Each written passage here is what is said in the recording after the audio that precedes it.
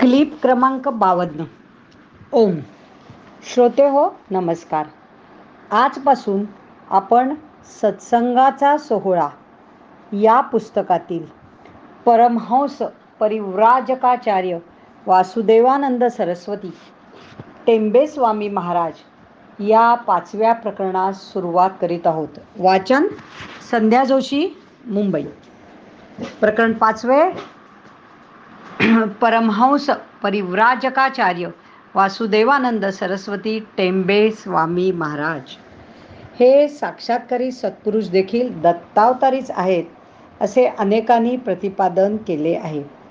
जगद्गुरू आद्य शंकराचार्यांच्या नंतर त्याच तोडीचे व्यक्तिमत्व 1100 वर्षानंतर भारतात अवतरित झाले आणि आपल्या 59 वर्षाच्या अल्प जीवनकालात सनातन धर्मरक्षणाचे महान कार्य, दत्त संप्रदायाचा भारतभर प्रसार, अद्भुत प्रासादिक संस्कृत आणि प्राकृतात आध्यात्मिक ग्रंथाची निर्मिती अशी अनेक कार्य त्यांच्या हातून घडली.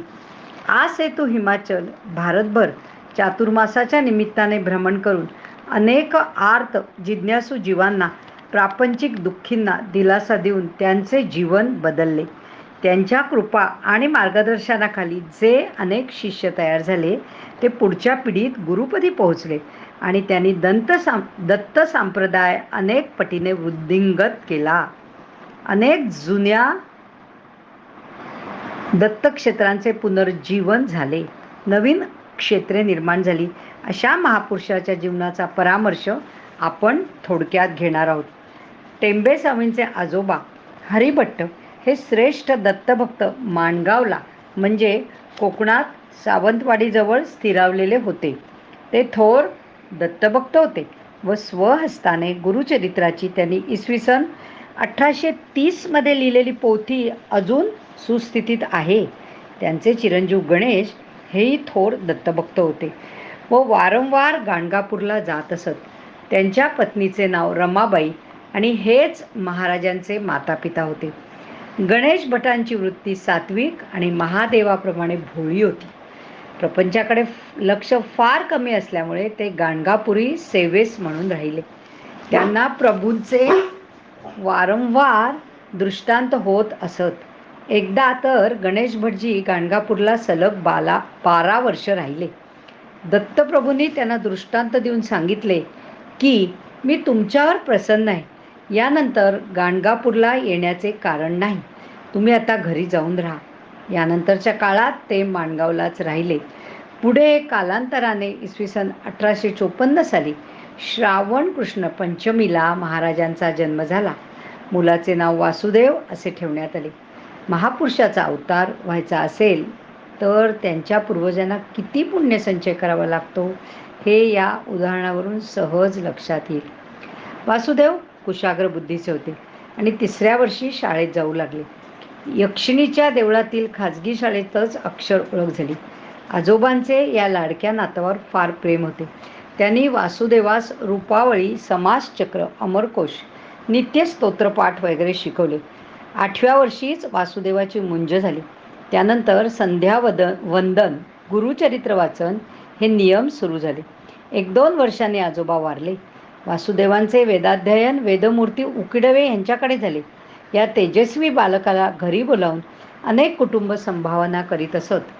त्यामुळे प्रपंचास त्यांच्याकडून बालवयातच मदत होऊ लागली.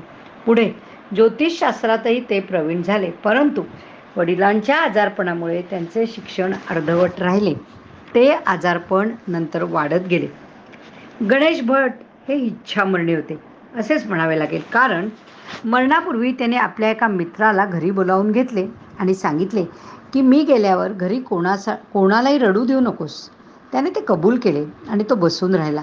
परंतु ऐनवेळी तो काही कामानिमित्त बाहेर गेला आणि इकडे गणेश भटांचे देहावसान झाले आणि घरात रडारड सुरू झाली. तो गृहस्थ लगेच धावतच आला. तो आल्याबरोबर गणेश भटजींनी डोळे उघडले आणि म्हणाले, बाबा तुला मुद्दाम बोलावून घेतले, तू ऐनवेळेस कुठे निघून गेलास? बरे झाले ते झाले, आता तरी कुठे जाऊ नकोस, बैस. असे सांगून गणेश भटजींनी प्राण सोडले. या भगवत भक्ताचे मृत्यूवर नियंत्रण होते हे स्पष्ट आहे. त्यांचे वय 56-57 होते आणि त्यांचे सर्व क्रियाकर्म वासुदेवाने पाडले.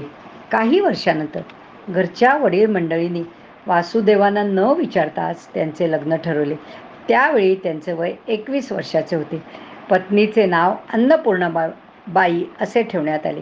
नंतर आईची आज्ञा घेऊन वासुदेव नरसोबाच्या वाडीला गेले. ही सर्व देवाचीच इच्छा होती.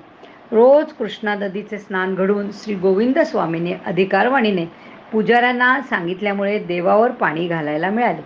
तेथील मौनी स्वामींचेही वासुदेव शास्त्रींवर प्रेम होते. वाडीला गुरुचरित्राचा सप्ताह झाला. देवाच्या इच्छेप्रमाणे पुन्हा माणगावला जाण्याची आज्ञा झाली आणि आश्चर्यकारकरित्या कागलला श्री दत्तमूर्तीची प्राप्ती झाली आणि मूर्ती घेऊन माणगावी आल्यावर देवाच्या इच्छेप्रमाणे मंदिर तयार झाले आणि नित्य उपासना सुरू झाली. देवाने 7 वर्ष माणगावला मुक्काम आहे असे अगोदरच सांगून ठेवले होते. प्रतिवर्षी गुरुद्वादशी आणि दत्त जयंतीस मोठा उत्सव होत असे आणि 8-10 हजार लोकांना अन्न संतर्पण होत होते. याप्रमाणे 7 वर्षाचा काळ संपल्यावर देवाच्या आज्ञेप्रमाणे वासुदेव शास्त्रींनी माणगाव सोडले. त्यांच्याबरोबर देवही येतो म्हणाले. शास्त्री बुवा म्हणाले, प्रवासात आपल्याकडून सर्व उपचारांनी पूजा होऊ शकणार नाही. तेव्हा देव म्हणाले, मला फक्त स्नान घालून भस्म लावावे म्हणजे पुरे, बाकीचे उपचार नसले तरी चालेल. देवाचे भक्तावर प्रेम काय आहे हे या उदाहरणावरून स्पष्ट दिसून येते. वासुदेव शास्त्रींची देवांबरोबर पराकोटीची सख्य भक्ती होती. आता यापुढचा भाग आपण उद्याच्या क्लिपमध्ये ऐकूया. धन्यवाद. हरिओम तत्सत.